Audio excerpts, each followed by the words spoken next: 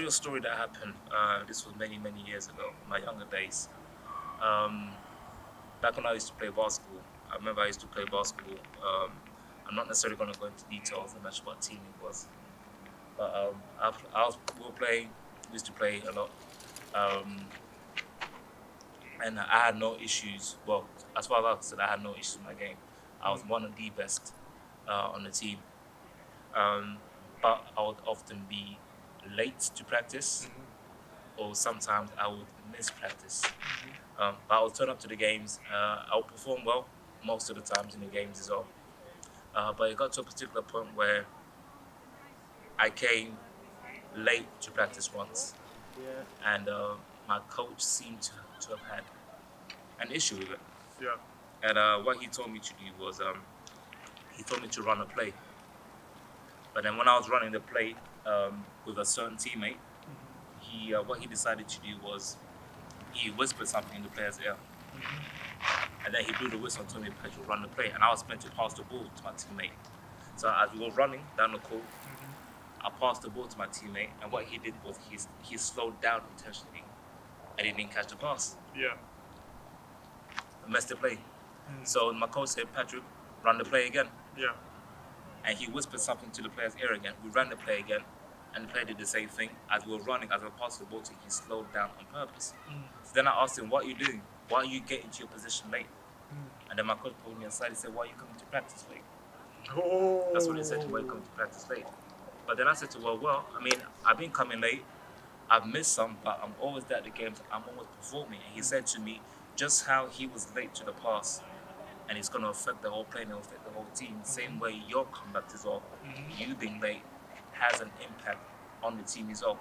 So until you're ready to get your act together, Patrick, I want you to go about your business. And I'm saying in a polite way. He told me to use the F word, F up, and then come back when you're serious. So he kicked me out of the team because of my conduct and because of my attitude, because I believe that my talent was sufficient in order for me to have a position in the team and in order for the team to go in the direction that it was supposed to go to.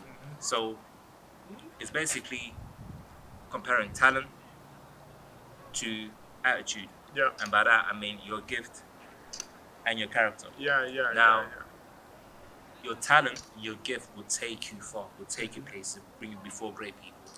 However, it's your character that's going to sustain you there. What's your views on that?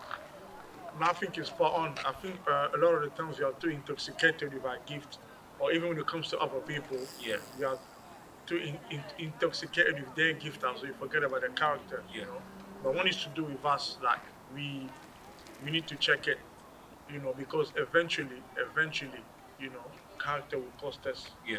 Character will cost us dearly. Yeah. You know, character will cost us dearly. I mean, it doesn't matter how far or how high you go. Your gift is one thing, Yeah. you know, especially if you're going to be someone that's going to impact others as well. Yeah. You know what I mean? You know, so it's important to always have a sound mind. Yeah. And just because I'm gifted, it doesn't mean I'm going to load it Yeah. over everybody else who is less gifted, you know, because everybody is an asset.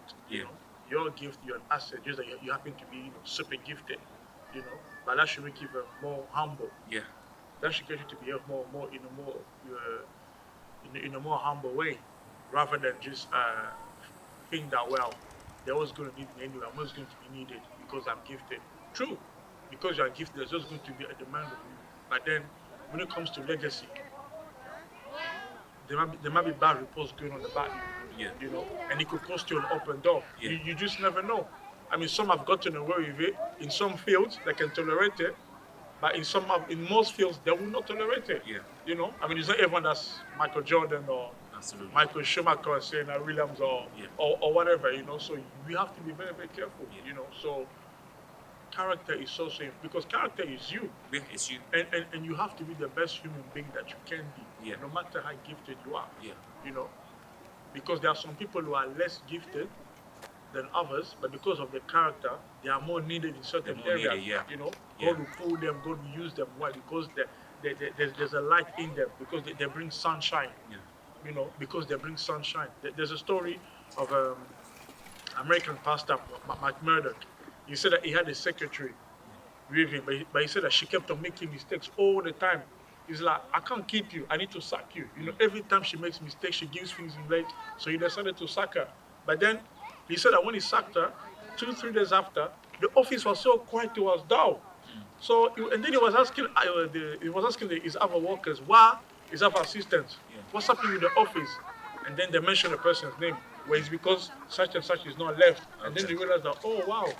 So she might not have been gifted, but her personality, she brings warmth to the place. So then he had to call her back.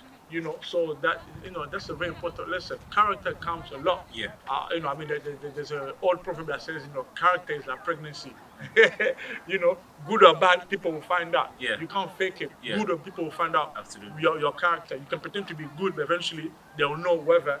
Because character is there, it's like a statue in it. We will know eventually. When there's tantrums, how you gonna throw tantrum? When things go bad, we will eventually know. So character is key. Gifted, fine, work on the gift, but most importantly, you must work on your character, because that's how we speak well of. What was Jesus well like? Because of his character. Absolutely. Because of his character, people wanted to be near him. People wanted to be near him. Even when he wasn't doing miracles, people wanted to sit with him and have dinner with him. Criminals, sinners, they wanted to sit with Jesus and eat with him. Why? Absolutely. Because of his character. Yes. Not because he was really healing with it. Let me lay hands on you. Bring me the oil. No, we are eating together. And they feel so comfortable. That's character right there. So with that said, like our slogan is basically stability outweighs attraction. So stay tuned in as we explore more regarding character and the gift. See you soon.